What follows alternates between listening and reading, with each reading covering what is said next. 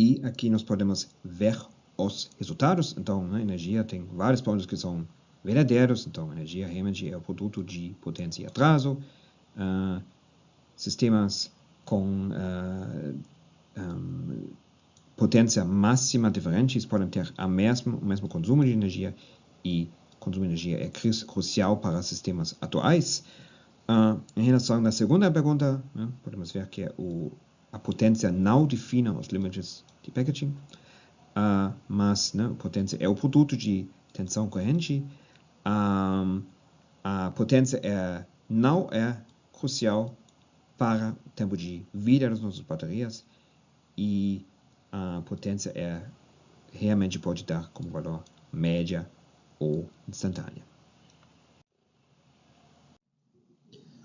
Uma das problemas essenciais, ou umas perguntas essenciais em relação ao consumo de circuitos integrados é quais são as fontes de consumo que nós temos na tecnologia CMOS.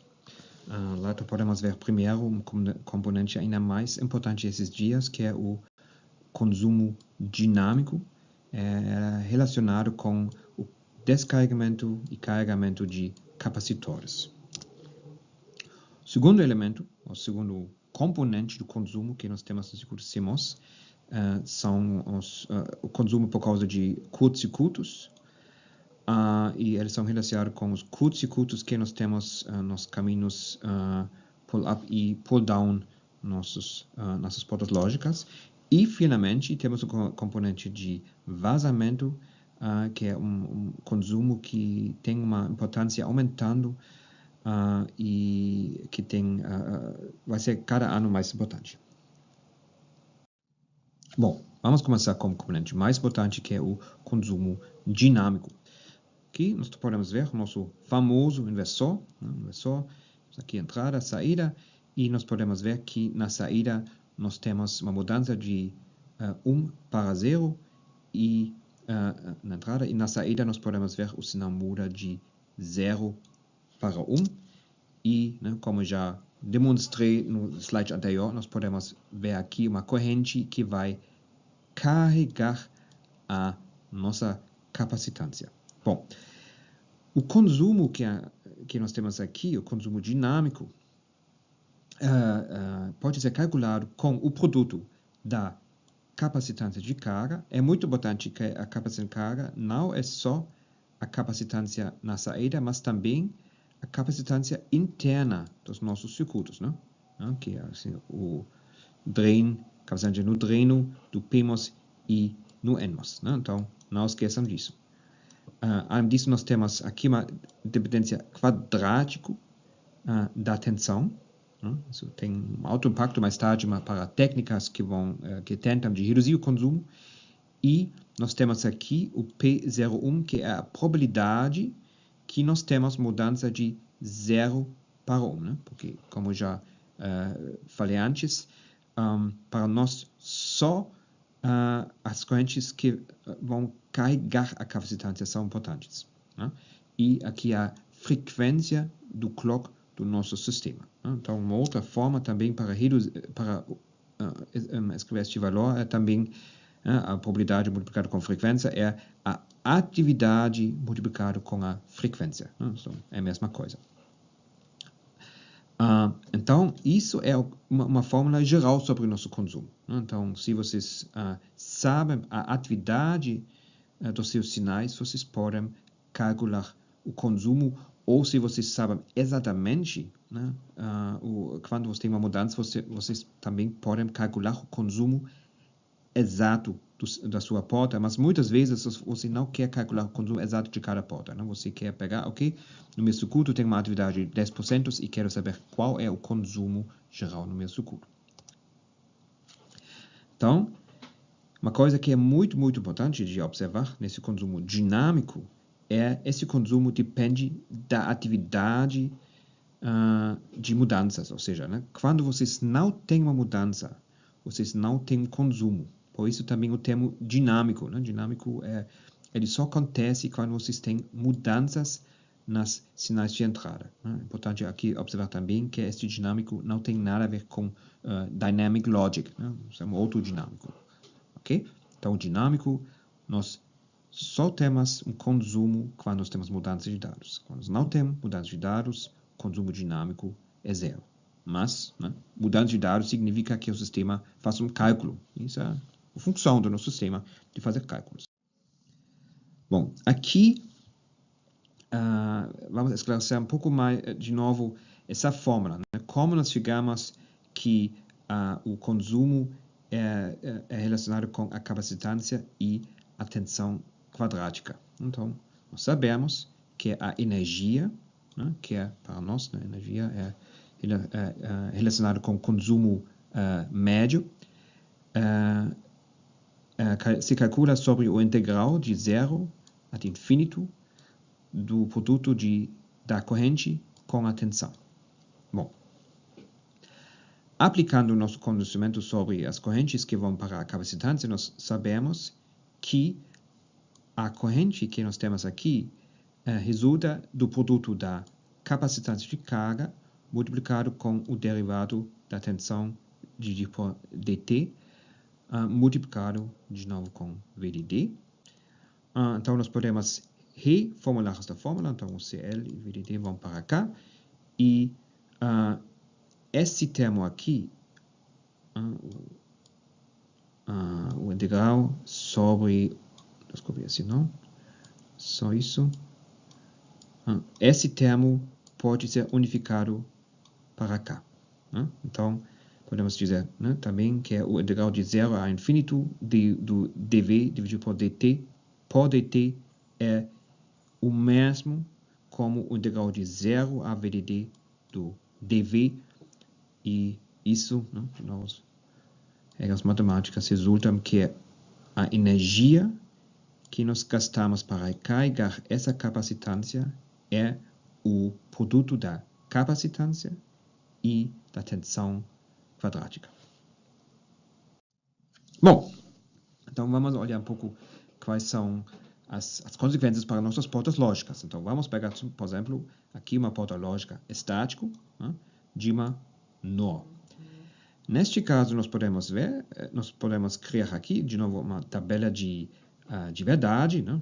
NOR, então aqui 1 é 0, 0 é 0 e mais. E agora assumimos primeiro que a probabilidade que o sinal A for 1 e o sinal B for 1 é 0,5. Okay?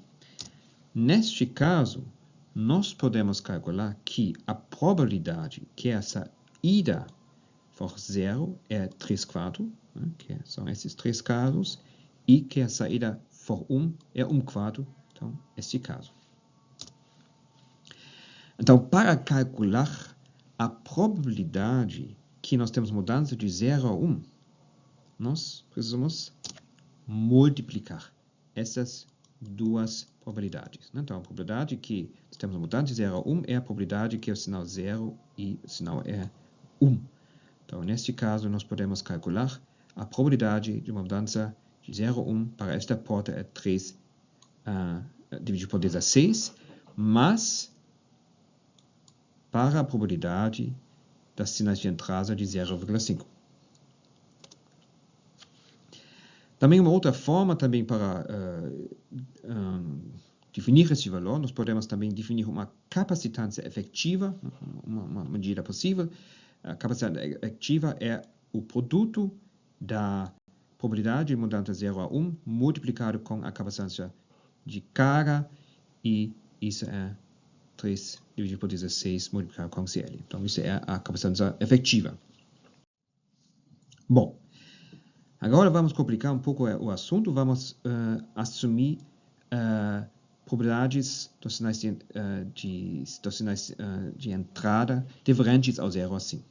Então, neste caso, vamos somente definir que PA e PB são as probabilidades que as entradas A ou B são 1, e P1 é a probabilidade que a saída for 1. Neste caso, nós sabemos, de novo, como já mostrei no slide anterior, nós sabemos que para circuitos estáticos CMOS, nós sabemos que a atividade de mudança é o produto de P0 multiplicado com P1. Né? P1 é a probabilidade que a saída for 1, P0 que é a probabilidade for 0. Então, se nós olhamos numa porta no, nós sabemos que o sinal de saída for 1 quando A e B são 0.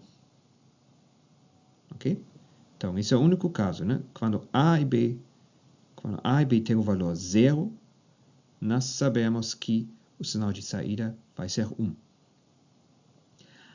Além disso, nós sabemos que a probabilidade que o sinal for 0 é o invertido do que a probabilidade for 1. Então, a probabilidade que o sinal for 1, P1, é P1, e a probabilidade que o sinal de saída tem o valor 0 é 1 menos P1.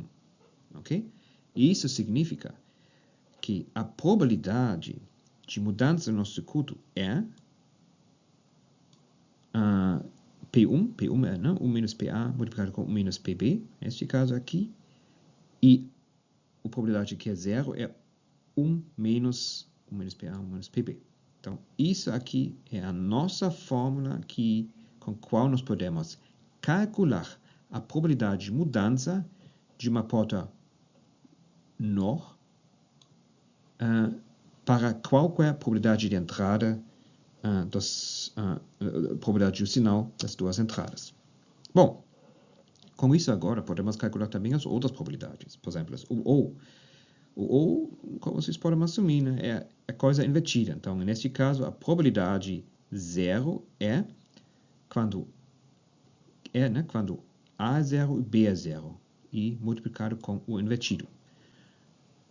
No NAND, sabemos a saída do NAND é 0 quando A e B são 1, e a probabilidade que o NAND é 1 quando A e B não são 1. Para AND, a mesma coisa. Então, o AND tem a saída for 1 quando A e B têm o valor 1, e é 0 quando isso não acontece. E para o XOR, as coisas são um pouco mais complicadas. Vocês podem testar isso em casa, mas vocês vão chegar aqui para essa fórmula que, de novo, é baseada da relação entre as entradas e as saídas. Se nós olhamos agora aqui na curva para o nó 2, podemos ver aqui a probabilidade do sinal a probabilidade do sinal B, e aqui nós podemos ver a probabilidade que nós temos mudança de 0 a 1 na saída. E aqui vocês podem ver, muito legal, que a probabilidade de uma mudança depende fortíssimo das probabilidades de sinais de entrada e saída. Então, nós podemos ver que o consumo dinâmico depende dos dados, eu já falei. Né? Então, não basta só dizer, ok, nós temos aqui uma certa tensão, uma certa carga. Não, nós precisamos, de novo, olhar nos dados. Independente dos dados, vocês podem ver o consumo dinâmico, que é diretamente relacionado com a probabilidade de mudança, é aqui entre 0 e 0,2. Né? Então, realmente, ele pode mudar. Bom, o próximo componente de consumo é o consumo de curto-circuito. Okay? Então, isso também é um consumo que acontece quando nós temos mudança nos sinais. Então, ele é também, uma certa forma, um consumo dinâmico. Mesmo assim, nós vamos tirar ele do consumo dinâmico. Por quê? Como vocês sabem, existe um curto período em qual, para um sinal de entrada, os dois transistores são conduzidos. Então, neste caso aqui, nós sabemos que isso é o VDA-N e isso é o VDA-P. Ok? Então, se a tensão de entrada é maior do que essa tensão aqui, VTN, esse transistor é conduzido. se a tensão de entrada aqui é menor do que essa tensão aqui, o PMOS está conduzindo. Então, quando o sinal de entrada é zero, podemos ver, ok, é zero, então o NMOS não conduzindo, porque a tensão é menor do que VTN, e o PMOS está conduzindo, e quando o sinal de saída de entrada é 1, mesma coisa, o PMOS não está conduzindo, porque a tensão é maior do que VTP, e o VTN carregando. Mas, quando o sinal muda, vocês podem ver, existe esse período aqui, né, quando a tensão de entrada é menor do que a tensão limiar do PMOS e maior do que a tensão limiar do NMOS. Então, quando o sinal de entrada está dentro desse período, nós temos aqui uma conexão direta entre o VDD e ground. Em outras palavras, é um curto-circuito. Essa mudança, essa condição não só acontece quando o sinal muda de 0 para 1, mas, obviamente, também quando o sinal de entrada, vamos fazer isso aqui, muda de 1 para 0, né? Porque é a mesma coisa. De novo, dentro desse período, nós temos um curto-circuito. A boa coisa é que este consumo depende muito da inclinação da borda.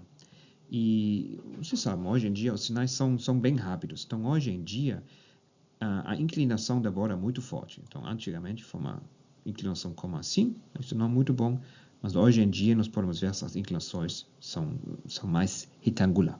Então, hoje em dia, essa influência do curto-circuito não é tão grande como era. Okay?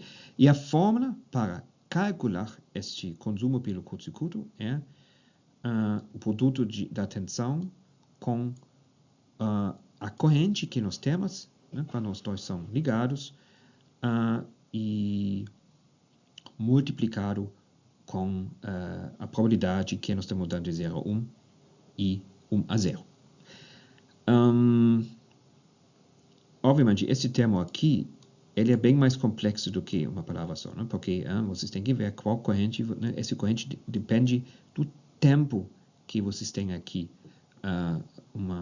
esse curto-circuito, né? Então, não é tão trivial calcular essa corrente, então nós definimos somente a corrente como esse valor ISC, mas vocês devem saber que o cálculo é um pouco mais complicado. Bom, o último componente que nós temos é o consumo pelo vazamento. Então, este é um consumo, obviamente, não desejável, e ele também tem, às vezes, você encontra na literatura o consumo estático. Já para esclarecer isso, eu prefiro dividir o consumo estático do consumo vazamento. Os dois consumos acontecem de uma certa forma estática, ou seja, eles acontecem constantemente quando o circuito não faz nada. Mas o estático, para mim, é mais consumo que é relacionado com estas lógicas que tem ainda um consumo estático, né? Por exemplo, no pseudo-NMOS. Né? Neste caso, você tem uma corrente, uma certa forma de corrente estática que você tem no pseudo-NMOS é uma coisa não desejável, mas ela faz parte da lógica. Em caso do vazamento, nós falamos sobre uma limitação dos nossos transistores. Ok? Então, vamos ver por quê. No vazamento, nós podemos observar que tem muitos componentes, mas os componentes mais importantes são a corrente de subthreshold leakage e o gate oxide leakage. O subthreshold é uma corrente que vem do dreno para source quando a tensão de entrada é menor do que a tensão limiar.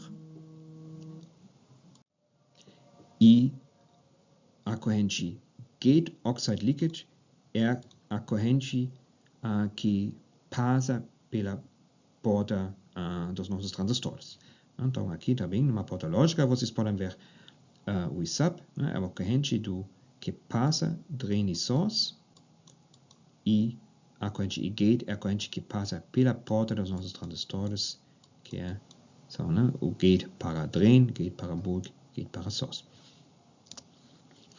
E o consumo, de novo, é uma certa forma simplificada, uma certa forma não, é bem simplificada, é o produto de todos os componentes do vazamento multiplicado com a tensão, que é, né, mas como o leakage é dominado pelo substructure de gate leakage, então é a soma desses dois componentes.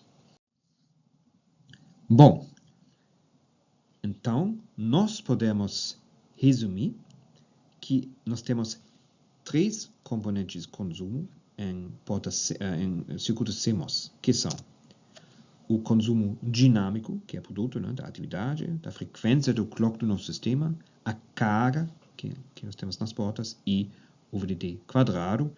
Hoje em dia nós podemos dizer que nos sistemas 40 a 70% do consumo são baseados no consumo dinâmico. O segundo componente é o consumo do curto-circuito, é de 10% e ele está se reduzindo. E um componente que está crescendo de importância é o consumo de vazamento, ou em inglês leakage. Em sistemas atuais, ele vai entre 20% e 50% do consumo, ele está crescendo. Bom, vamos detalhar um pouco mais o vazamento, que, como eu já falei, é o componente mais importante que nós temos hoje em dia, porque ele está relativamente novo, e vamos ver quais são as razões para este vazamento. Bom, como eu já falei várias vezes, nós temos essa tendência forte que nossas tecnologias cada ano são menor e menor. Então, 13, 14 anos atrás, nós tínhamos tecnologias de 90 nanômetros. Hoje em dia, nós estamos de 12 nanômetros ou menor. Então, nós estamos reduzindo mais e mais os tamanhos dos nossos transistores e nós reduzimos, isso é mais importante, as distâncias entre drain e source, distâncias entre nossos transistores. Então, aqui vocês vão ver, né? Tecnologia de 90 nanômetros, nós tínhamos distância aqui 50, 90 nanômetros, e hoje em dia nós temos 15, 20 nanômetros. Então, as distâncias são muito pequenas. Bom, isso leva a algumas consequências. Então, aqui é um slide da Intel, e em vermelho vocês podem ver aqui o consumo dinâmico. Os valores aqui não são muito importantes, é mais a relação, porque aqui vocês podem ver, de novo, primeiro, que o consumo dinâmico está crescendo, porque, isso é importante, porque o consumo dinâmico é crescendo? Porque nós sabemos que os tamanhos são reduzidos, nós temos menos componentes, os tamanhos são menores. Se os tamanhos são menores, também a capacitância é menor. Além disso, nós estamos reduzindo o VDD. Né? Antigamente nós tínhamos um VDD de 5 volts, hoje em dia nós temos 1,3, 1,1 volt. Então, por que o consumo é crescendo? Bom, isso é porque é o consumo por área. Então, aqui 100 milímetros quadrados. Então, a área é o mesmo. Mas os componentes são... então, vocês têm muito mais componentes. Então, mesmo os componentes são menores, mas você tem muito mais componentes. E nós temos um aumento da frequência. Então, a frequência está crescendo. Então, esses dois razões compensa a redução dos tamanhos e a redução do consumo da tensão limiar de alimentação, desculpa. Mas aqui vocês podem ver também que o consumo de vazamento está crescendo também. Então, a previsão foi da Intel, que realmente é o caso hoje em dia, que mais ou menos 50% do consumo dos nossos sistemas são dominados pelo vazamento. Né? Mais ou menos 50%. Então, vocês podem ver aqui que antigamente o dinâmico foi dominando, realmente aqui é 90 nanômetros, né? Se vocês falam 130 ou 250 nanômetros, lá ninguém falou sobre vazamento. Hoje em dia, vazamento é um componente muito importante. Então, para entender as razões de vazamento, precisamos voltar para as primeiras aulas. Precisamos ver de novo aqui quais são os tamanhos, as dimensões dos nossos transistores. Então, nós temos aqui o drain de source, temos o gate. Então, agora é importante, nós temos aqui o Tox, que é a espessura do nosso óxido. Nós temos o L, né, o gate length, que é a extensão do nosso canal. E nós temos aqui a largura, o W. Bom, o primeiro componente de vazamento, e ainda o componente mais importante, é o substrate leakage. Então, para entender o substrate leakage, vamos agora adicionar as condições que nós temos no transistor. Então, por exemplo, nós temos drain gate source e sabemos que a tensão limiar define se nós temos um canal, como aqui. Então, nesse caso, a tensão gate source é maior do que a tensão limiar. Então, nós temos aqui um canal. Então, nesse caso, temos um canal e temos uma corrente. E se a tensão gate source é menor do que a tensão limiar, nós idealmente não temos um canal e idealmente não temos uma corrente. Mas isso é sobre condições ideais.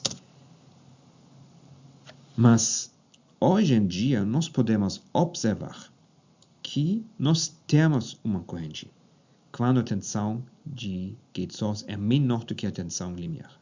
Então, por isso o nome substrate leakage. Então, sublimiar.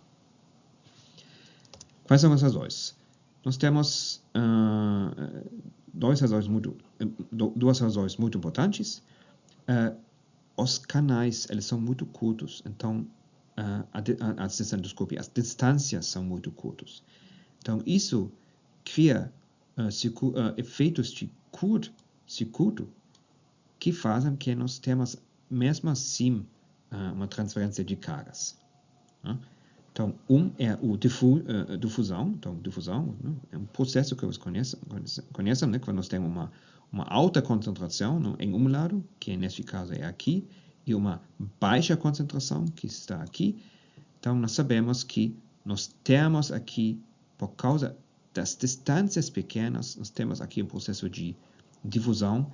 Além disso, nós temos a emissão termiônica. Então, as altas temperaturas fazem também que nós temos uma emissão e, de novo, isso cria também uma corrente. E aqui vocês podem ver as características curvas de transistores mais velhos e os novos. Então, vocês podem ver aqui a corrente drain source, que está na escala logarítmica, isso é muito importante. E aqui vocês podem ver a tensão gate source. E nós sabemos, né, quando a tensão gate source é maior do que a tensão limiar, nosso circuito realmente vai começar a conduzir, e de novo, essa escala logarítmica, então realmente nós temos um aumento forte da corrente. E vamos ver, antigamente, a tensão limiar ela foi maior do que hoje em dia. Então, hoje em dia, os circuitos têm uma tensão limiar menor e são circuitos de canal curto, né? De novo, novas tecnologias. Então, vocês podem ver, quando você tem uma tensão limiar maior, vocês precisam, né, uma tensão gate source maior para fazer que você tenha realmente uma corrente grande passando na nossa porta, no nosso transistor. E mesmo assim, vocês podem ver, tem uma corrente que é a baixa tensão de limiar, mas essa corrente, né, como nós temos aqui uma escala logarítmica, essa corrente realmente é bem pequena.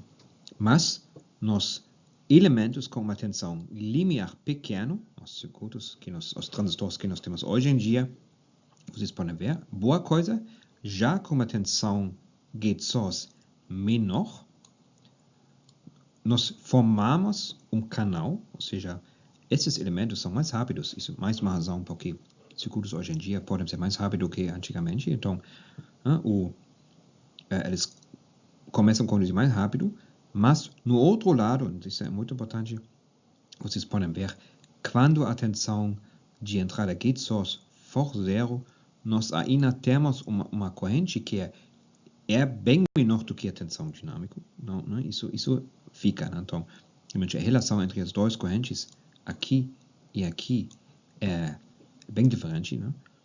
Mas, primeiro, essa corrente é bem maior do que a corrente que nós temos nos dispositivos mais velhos, ou com uma tensão limiar maior.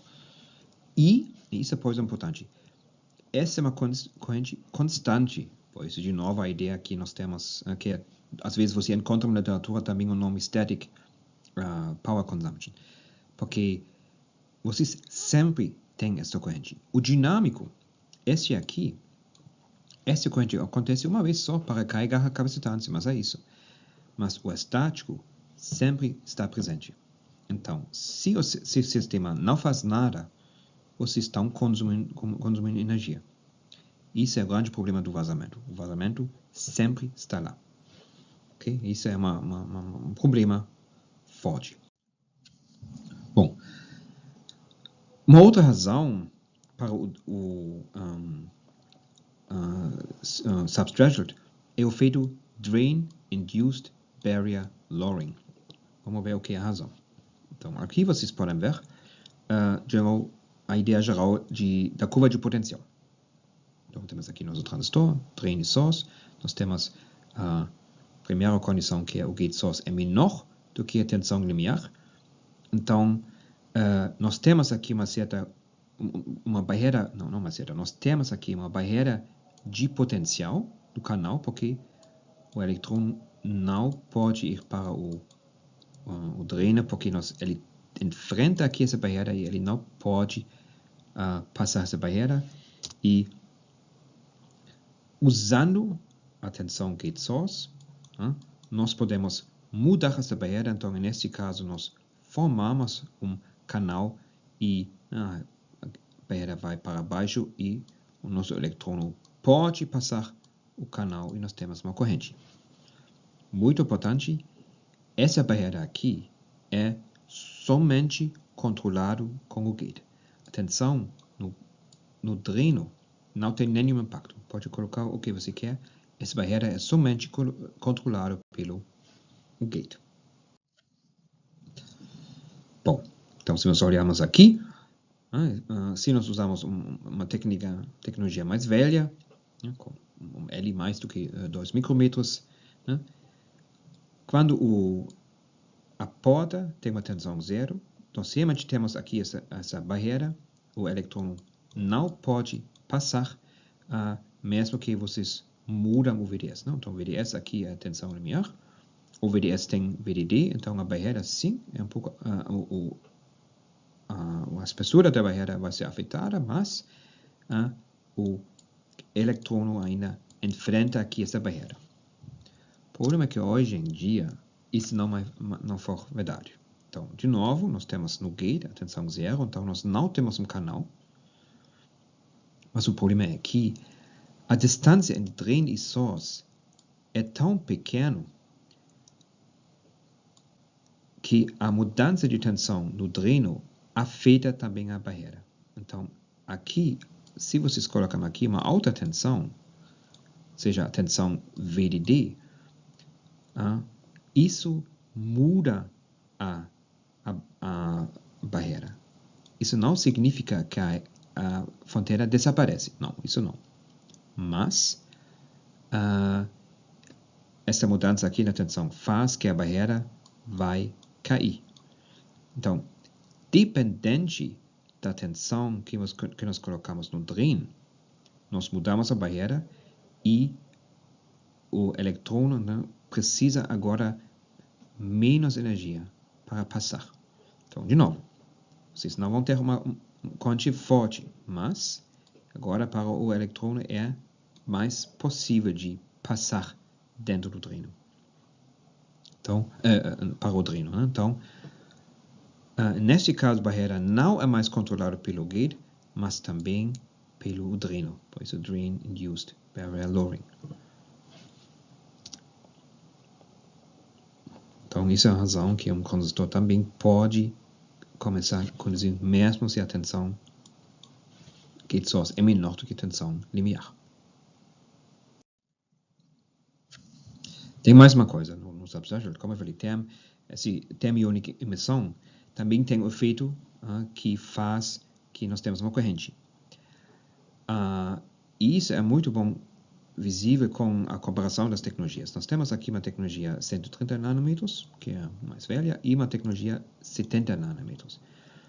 E vocês podem ver que quando vocês aumentam a temperatura, a corrente subthreshold aumenta. Então, aqui, para 130 nanômetros, com a tecnologia mais velha, mas mesmo assim, o subthreshold aumenta de fato 6 entre 23 e 110 ou 115. E para 70 nanômetros já é fator 16. Para novas tecnologias, ainda mais forte. Então, precisamos saber também que uma alta temperatura também aumenta a corrente. Na verdade, é possível criar um ciclo. Então, vocês têm vocês têm um leakage, substrate leakage. Este leakage aumenta a temperatura, porque o consumo é maior, o sistema é mais quente. Quando nós aumentamos a temperatura, aumentamos o leakage. Quando nós aumentamos o leakage, aumentamos a temperatura. Se aumentamos a temperatura, nós aumentamos ainda mais, né? Porque aqui a curva é exponencial, então nós aumentamos ainda mais o substrate leakage. Então, pode acontecer, e isso realmente foi reportado, que um sistema entra em um ciclo até que o sistema queima. Então, é também uma coisa crítica. Bom, o próximo componente do vazamento é o leakage que passa a porta de óxido. Então, de novo, nós podemos ver aqui uma barreira de potencial. Então, se nós temos aqui um eletrônio que bate essa barreira, ele entra um pouco na barreira, mas a energia vai cair e tudo é tranquilo. Então, nesse caso, a onda eletromagnética. Então, nós temos uma certa reflexão, claro, e uma intrusão. Mas, esse é o problema. O problema é, se nós reduzimos a espessura dessa barreira, pode acontecer que alguns eletrônios podem tunelar essa barreira. É importante, a barreira tem que ser muito fina. Mas se essa barreira é fina o suficiente, nós podemos ver que alguns eletrônios não só, uma parte da onda não só é refletida, mas também passa essa barreira. Isso acontece quando nós temos dimensões nanométricas, que é o caso nos transistores atuais. Nos transistores atuais, nós temos aqui barreiras que têm alguns angstroms. Angstrom são 0,1 nanômetro, que é mais ou menos a espessura de um átomo. E aqui, esse TOX realmente mais fino do que várias camadas de átomos. Então, nós podemos observar que nós temos eletrônios que tunelam do gate para o source, gate para o dreno, gate para o bulk. E isso é mais uma corrente. E aqui, só para visualizar, uma tecnologia também que já tem vários anos, cada ponto aqui são átomos. E aqui vocês podem ver o gate oxide. Então, nós realmente podemos contar o número dos átomos dentro do gate oxide. Então, realmente, nós temos aqui efeitos de tunelagem do gate para source. Gate para drain, gate para source, gate para bulk. Então, aqui nós podemos ver os componentes do vazamento de porta dos nossos transistores. E nós podemos ver, nós temos aqui correntes que passam do gate para o source, sobre esta região onde o gate é em cima do source. Nós temos correntes que vão gate para drain, onde o gate é em cima do drain. Nós temos correntes que vão para gate para o dreno e gate para o source e também o gate para o bulk.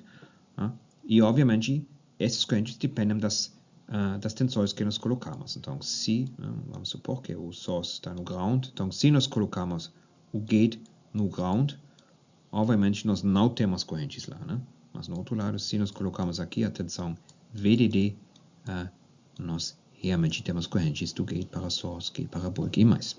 Então, são vários componentes e a soma destes é o E-gate, corrente gate leakage. Bom, temos mais componentes. Nosso transistor de novo. Então, nós podemos o vazamento de diodo, né? Estamos aqui, né? O dreno é NOS-P, o bulk desculpe, o dreno é N e o bulk é P, então temos aqui um diodo. Nós temos Gate-Induced Drain Leakage, então também é possível que a tensão do gate também gera aqui um vazamento.